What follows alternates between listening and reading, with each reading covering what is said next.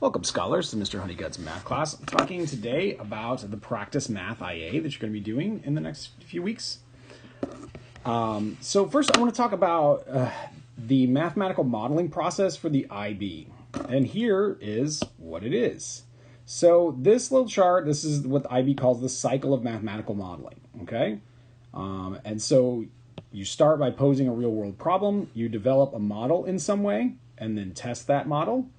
You might have to reject it and start back over, okay? Or if the model basically works, remember, all models are wrong, some are useful. So the testing is more about the usefulness of the model. It's not if the model is never wrong, but if it's mostly not wrong. So if you accept the model, you can then reflect on the model and apply it in some ways, like what does the model mean, and then how it would actually work, and how we could apply it in the real world. And then you might extend the model by making the model better or applying it to a new situation. So that would mean, in some ways, sort of redeveloping the model to see if it's to make it even more applicable and such. So notice that that's somewhat similar to the design cycle, and other sorts of cycles, that there is a sort of similarity between, try to summarize the issue, try something, see if it works, keep going or not. And so this cycle, you can actually use this both, and this is important to understand, both as a process for what you're actually going to be doing when creating your mathematical model and doing all the work for the math IA, but you can also use it as a basic framework for the paper itself. Like these could be section headings, okay, for your math IA, all right, to give you some sort of structure to the paper, all right? And as you'll see in my own example that I did with the COVID-19 stuff, like that's pretty much what I did, that I basically used these as section titles for the most part, except for this one. And I talk more in this about like the modeling cycle and like what we're doing. Remember, the purpose of the practice math IA is to assess, did you actually learn graphical representations, interpretations, and transformations? Okay, did you learn what we worked on in Q4? Okay, and then to practice doing the math IA. Do you know how to put together a math IA? All right, and yeah, it should walk through the mathematical modeling cycle. All right, and so what we were working on, you should have been working on, is like posing a real world problem and then figuring out how to collect data for that. Okay, and then you're going to develop the model. This is actually mainly what we've been working on in this whole quarter. So I actually did break this down into some steps. That like, what assumptions are you going to make about your mathematical model? Okay, and it's, all mathematical models involve assumptions. We just need to be clear about what assumptions you're making. All right. So like in my math IA, the example math IA with the COVID-19, I assumed that the growth rate was constant for the sake of simplicity. Okay, it was a pre-quarantine, pre-social distancing assumption. Okay, so I wasn't surprised that my mathematical model broke down, because that meant that since my mathematical model broke down, that meant social distancing was working. Right, so it's just how assumptions are, what they mean. And then so making some assumptions. And then we got to collect data in some way. Okay, you don't, in some of the practice things we did, you don't need to give a step-by-step process. Like first I did this and this, then I did this. You need to have enough description that someone could recreate your step-by-step process relatively easily. Like you don't have to get like really fine-grained details, but like, the actual steps of like, say, if you end up using like a laser distancing thing or something and plugging it into your phone, or I don't know, okay? Like you could say, I use this tool and my phone to collect this data, and this app or whatever. But you don't have to say like the actual nitty gritty of, well, I pushed this button on the app and then I did that. Like, no, that's too much. But somebody's got to be able to recreate the process from your data, or from what you type about it. Obviously, in my own math IA, I didn't collect the data for it because it would have been impossible for me to collect that data. I just used the Johns Hopkins data that was available through Wikipedia. And then, talk about graphing, key features. That's where a lot of this stuff is, what kind of parent function this mathematical model has. A lot of the stuff we've been doing has been building the skills for this, like using the key features and transformations to figure out like what kind of mathematical model would work. Curve fitting, and then you actually have to fit the curve. You could do this by hand, or you can use a regression equation, and then interpreting what the results mean. All right, and then testing the model. So that's all in that building the model stage, okay, which is quite a bit. So what I want to now, like, there's more testing the model, see if it actually worked, reflect and apply. Honestly, like, this is probably a lot of text for you guys. So as I was making this, I thought, you know what? Let's chart it. All right, because I want you to kind of see some of the similarities and differences between what you've done before. So let's go over the chart. Okay, so for the first column here is going to be the stages of the modeling process. That's this IB modeling process that I talked about. And again, it's not, there are slightly different modeling processes that they have very similar sort of skeletons to them, okay?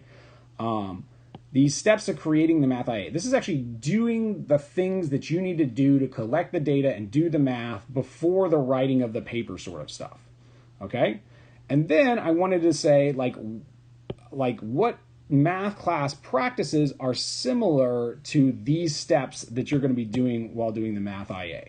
I think that's important to help you understand, like, what's actually going on, like, and what it's going to kind of feel like. And some parts don't, like, we probably don't do enough of this posing real world problem stuff.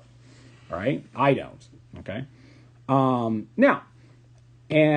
Now the next column is for the math IA document itself, not the steps, the process of doing it, but the math IA document itself, because you can use this modeling process as a basic outline for the paper. Okay.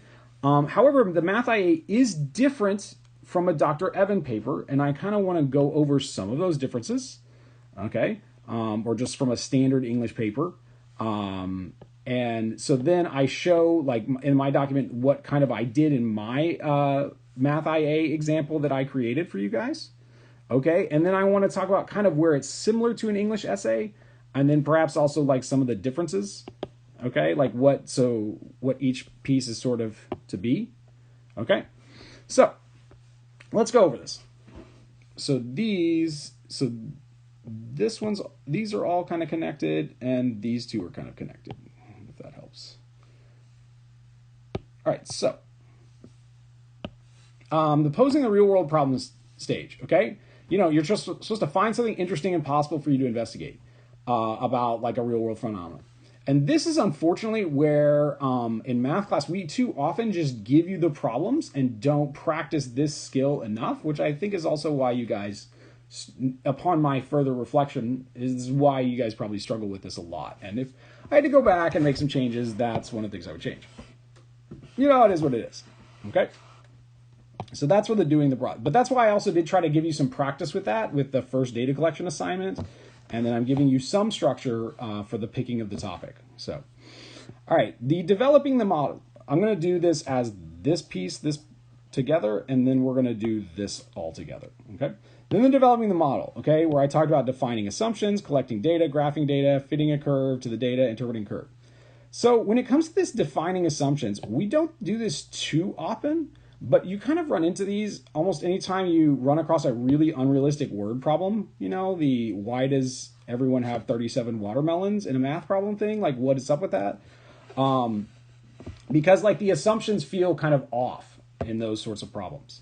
And yeah, but assumptions are really important in math, and they're an important part of this process. And again, I think I have too often assumed the assumption step. So the collecting data, it's probably going to feel most like the finding givens in a math class. You know, like, what are the pieces, what are the things I need to solve the problem in the problem? Except instead of reading it out of a word problem or a math problem, you've got to go find that information from the real world by collecting the data some way. Okay, the fitting a curve, the graphing the data, it's like sketching graphs and interpreting graphs. Okay, we've done quite a bit of that. The fitting curve, equation of data, this is the transformation stuff that we've been working on, and the regression stuff. That's what's most going to be similar to. And then this interpretation piece is the explain your answer sort of things, where you're or interpreting, like, the meaning, the units, like those kinds of things. So notice these are all sort of real world practices. Some of them we do in math class, some of them we don't, which is part of the reason we probably need to do these kinds of things more in math class. So, and then testing the model. Okay, we're going to make some sort of prediction, check to see if it fits the real world phenomenon. All right, well, in math class, this is most similar to, like, checking your work. It's like tracking. It's like, I will fix my mistakes, or I fix my mistakes. All right. The reflecting on and applying the model is that you're then going to answer your own real world problem to your satisfaction using the model. Okay, so when you're posing a real world problem, you're given a scenario, you want to frame the problem in some sort of way. Okay, and then did you answer it to your satisfaction? So you'll notice in my example math IA, for instance, I had like 4 different things I was trying to do. And then when I was reflecting on it and applying it, I was able to succeed in 3 of those 4. Okay, and they're all related, but yeah. So, and so because this step builds on the previous stuff, in some ways this might feel like the later parts of a multi-step problem that uses the previous results. So, okay, you did there's A, B, C, D and E, parts A, B, C, D, and E, and you needed parts B and C for part D and parts A and B for part and C for part E or something, okay? This is going to feel kind of like you can't really do this until you've done all the previous stuff, okay? The extend the model is basically about the ways to make the mathematical model better, or to make it more applicable to more things. It can kind of feel like the try a harder one. And oftentimes, honestly, in the real world, usually we're often done here.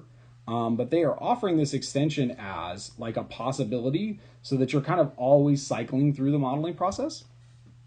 So that's kind of the processes of what it will feel like while doing the Math IA. Now for the writing of the paper itself, the Math IA document itself, okay, this posing a real world problem phase is going to be kind of like an introduction, all right? It's like the introduction to the essay. So then, like, yeah, in my math, what's the growth rate of the COVID-19? What predictions can we make from it? Like the scenario of the COVID-19 itself, that kind of stuff. It's just introducing and showing my aims. Okay, and again, like an English essay, that's going to be an introduction. You're starting broad to kind of capture people's attention, and you're sort of narrowing the focus. You're orienting people to your paper and what you're doing. I would just remind you, remember your Math IA is written for people who do not know you and do not know your context. So remember, you're sort of speaking in that public self. You have to put yourself in the shoes. You have to imagine someone who doesn't know you and you're explaining the scenario and stuff. A lot of my and I say all this because a lot of students got they had problems on this, and I had to make actually very many notes in the grading of the Math IAs to help clarify what should have been clarified in the introduction, because students were just assuming that a reader across the world would know what they were talking about, which is kind of a really weird assumption to make for me.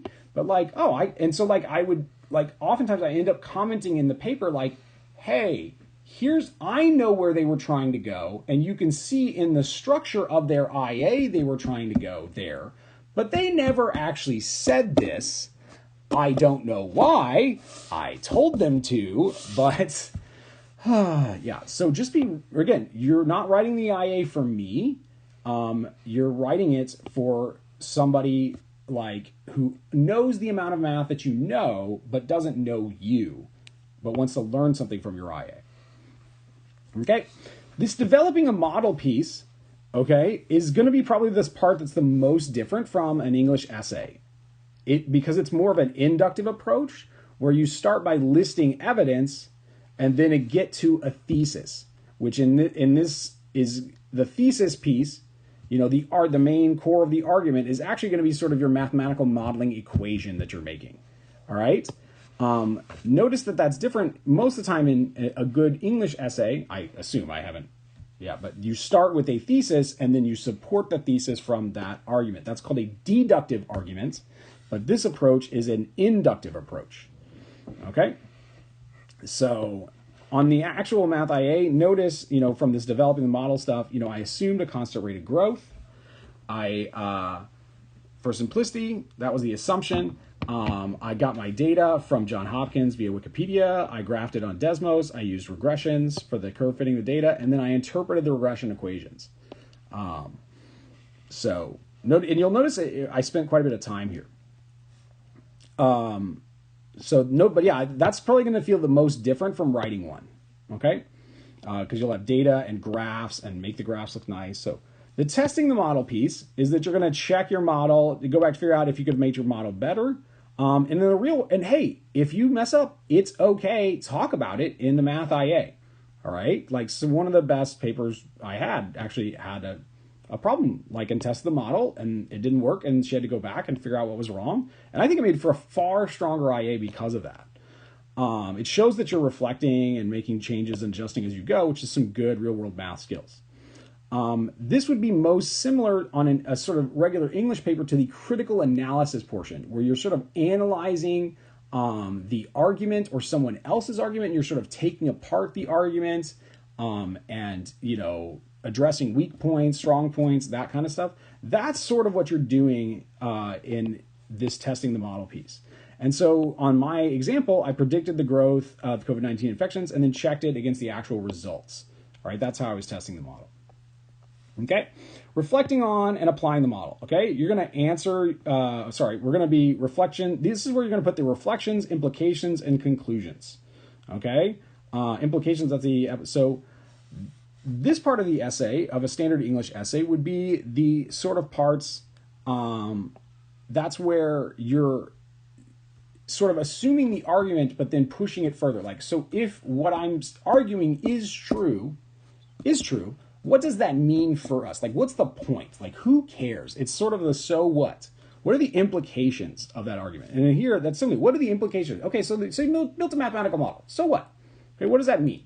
All right, what does it mean for us? Like, what does it mean, you know, for this? So then, you know, I'm reflecting upon, I did reflect at the end about the model and the process, but I also did give that sort of counterfactual scenarios where we didn't implement social distancing to kind of get a feel for like what would have happened if we hadn't. That's sort of like, so it sort of shows the importance of the social distancing measures as much as, oh God, I want to get outside. I want to not be home anymore. All right. The extension of the model, again, you could include possible extensions in this. If you, and you might want to do an extra cycle. Like if your IA is really, really short, you might want to do an extra cycle here. Okay, I did discuss possible non-constant rate models. I did try a few. I didn't really get there. I could have put them on the page, and my IA was a little shorter than it should have been, so maybe I should have. Okay, and then in English, there's actually this extension stuff. You know, it's really more like the next essay, which assumes the results of the first essay. Or, you know, some authors, like in the last paragraph of a chapter, might hint at where they're going to go in the next chapter to kind of get you to turn the page. And that's kind of what you're doing, extending the model. So notice this doesn't quite have a similarity to like what you're doing on an English paper. So yeah, so I hope that chart is helpful to help you kind of see, oh, this is kind of like this. And I didn't do this for the students last year. I made this just for you guys because it seemed to be helpful for a chart-like form. So yeah, briefly, I just want to show you, here's my IA that I wrote, my sort of example IA using this COVID-19 stuff. So notice I got a title on the front page, basic modeling of the COVID-19 infections in the United States of America during the month of March in 2020. So notice it's pretty clearly trying to orient you, like who has no idea what this is about. They also want you to put the page count without the bibliography. Ideally, by the way, this should be 12 to 20 pages double spaced for the actual math IA. For your practice math IA, honestly, like if you can get 6 pages down, like I want to see you got the skeleton first. Like that's what really matters to me on this one. So, all right, so then here it is. So here's my introduction. All right, and then I just maybe I should have put introduction at the top. You know, that actually might have been helpful. All right, whoops. Okay, so I could put an introduction. And then here I start talking about my aims, my purposes. All right, what am I trying to accomplish with this mathematical model? And so I just like list these. All right. Okay, like here they are. 1, 2, 3, 4. Predict number of infections. When can we see when social distancing is taking effect? All right. Can it gives an alternate history, like what sort of would happen if we hadn't? And then can I actually model after social distancing? All right, that was the aim I was not able to do. Okay, I did talk about my data and where I was getting my data from, especially. So in your paper, this discussion might be more like how you collected the data. Again, it doesn't have to be step by step, but you do need to a person who has half a clue on collecting data could figure out the steps from what you did. All right. And then now this section is going to be the most different because this was originally written for my seniors, and most math IAs should include calculus. So here's my calculus portion about why the mathematical model is a good fit for exponential equations. So here's the calculus. You don't know what any of this means. That's okay right now. Don't worry. All right. So what's part of what's basically an infection model has actually a really simple what's called differential equation. And so we can then solve that with calculus, and that's actually how we get APERT. So like in a calculus version of APERT looks like this, the more grown up looks like that. Okay, and there is a link to there. And then the APERT is one way of making my simple model of A times B of T. So I just wanted to get to, because that's the model I ended up using, so I wanted to explain why that was from a mathematical standpoint. Graphically, you'll see that it's a very good model as well. Now, again, you don't have to include this section at all. I did want to show you that this is kind of what the steps of the math should look like. I do have some other math, but this is all calculus, so you don't know what any of it means. All right, so don't worry. But yeah, and I will say that the Google equation editor is kind of janky, so good luck with learning how to use it. Then I talk about building the mathematical model, okay? Notice I'm kind of following that flow, all right? And so I talk about the data, and then, hey, look at this pretty, I've got a table, I've got a graph, isn't that nice? Hey, look, I've labeled my axes of my graph, very nice. These are labeled, graph labeled, Notice I've compressed a lot of information into a pretty short graphic. That's good. Now, I couldn't quite get rid of these. I wish I could have, maybe, I don't know. That does annoy me, but it is what it is, okay? Otherwise, I wouldn't be able to get that, so. Now, exponential regression. So then I did an exponential regression, and I found this best fit equation. Notice I'm not showing the steps on any of this. I'm just kind of like, they're assuming people knows. And then I'm talking about like the results of the exponential regression. I talk about the R squared. It's freakishly large. Okay, it's a really strong correlation. Okay. And then I interpret the A value and the B value and what that means for the model. Okay. And then what the B value means for the model. Now you did these during the COVID-19 Go Formative, so to try to interpret these, but this I just wanted to show you that's kind of what you're doing. And again, this is part of that crucial process of so what? What does this matter for the real world? What do these numbers mean? Again, we probably don't do this enough in math class, sometimes because I'm assuming you're doing it, but this is the kind of stuff that really matters, okay? You need to be able to interpret these numbers, all right? And honestly, I did say that I do suspect that like this is why this exponent, once it became clear the exponential growth rate was about 33 to 35%. This is when the stock market started flipping out. All right, and my suspicion is because financial people understand exponential growth because they use it all the time. Like that's all investment formulas and stuff. So they know what a 33% growth rate meant, and they knew it was bad. Yeah, so then I'm testing the model. So note, I built the model, okay? And now I'm testing the model. I'm using predictions. So I go in here and I kind of talk about like what I'm going to be doing. And actually I should have done just the regular standard error equation, percent error equation. But then I did absolute value of percent error, which was kind of dumb, but that's what I did, whatever, right? And then, hey, look at this. Here's another pretty graph, okay? So I've got the table, all right? The chart of it, and then I've got a nice little graph of just that percent error, so you can kind of see, hey, look at that, oh, it's not that high, and then, oh, it goes really high, oh, okay. So then I talk about, and then I interpret this. So notice, this is why, notice I've been working a lot on the multi-representational. I want you to be able to jump from equations, okay, to tables of values, to graphs, to explaining it. Being able to jump between the algebraic, the numerical, the graphical, and the verbal is a super, super important skill, all right? I'm basically trying to get you to be quadrilingual, all right? And then applying the model, okay? Imagining a world without social distancing, all right? So then I talk about like what would have happened without it, and then this is the stuff where we were talking about the hospital beds and things like that. I actually walked through the math that was on that Go Formative and where I was trying to go with that, for those of you who are curious, and then I even did another prediction. All right, and then now I'm at sort of my conclusion stuff. So I'm reflecting on it. And then, yeah, so I just talk about the experience. My model was wrong, but still useful, because all models are wrong. Some are useful. Okay, that's our kind of key quote for this whole unit. All right, and then like what I personally learned, I learned about the importance of exponential growth. That like part of the reason that people are having a hard time with this is that people are like, we don't do a good enough job as math teachers teaching exponential growth. All right. Yeah, so it's shocking to me that our president, a supposed rich person, Rich people understand exponential growth. Like, didn't seem to understand. Our president did not seem to understand exponential growth. So, like, whatever that's about, I don't even know.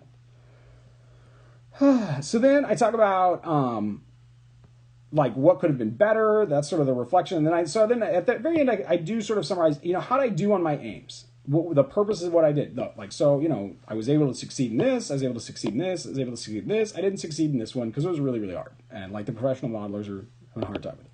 All right. So that's my IA. You can go through and read it. But yeah. So right here, I did want to show you, here's some math that you guys could understand and do, and like all sorts of stuff. Notice on this, I'm kind of walking through the steps of the equation, except they're all typed. All right. So like we're solving for this. So I'm walking through the solving steps. All right. Using them all typed. Okay. In this case, I think I did use the IB process of solving these. Normally I would have told y'all to take a log based like 1.33698 on both sides. You can actually do it with the log rules. And the reason why is because IB really likes log rules. So I wanted to show them that I knew how to do log rules like the way they wanted to do it.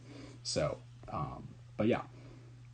So if you're going to do some math, this is kind of what it should look like. And I use the Google equation editor. So that's kind of what a math IA is, what it looks like. I'm not entirely sure about the sourcing here, about how I should have done the source. And then I had a bibliography here as well.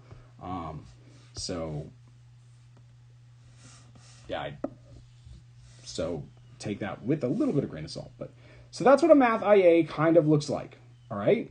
This is what we're trying to do. Now, for our purposes, for the practice, you do not have to write one that is as long. Okay. I want you to get the bones of it though. All right. I want you to get the little pieces of it all. All right. So that's a lot, but hopefully you have, I'm going to upload all these documents so you can look at them, ask questions, that sort of thing. But this should have given you a much clearer idea about what you're going to be doing for the math IA, how important it is, why, and hopefully you're starting to see some of the pieces of what we've been doing and how it starts to fit together. But notice it does look a little bit different than we often do in math class.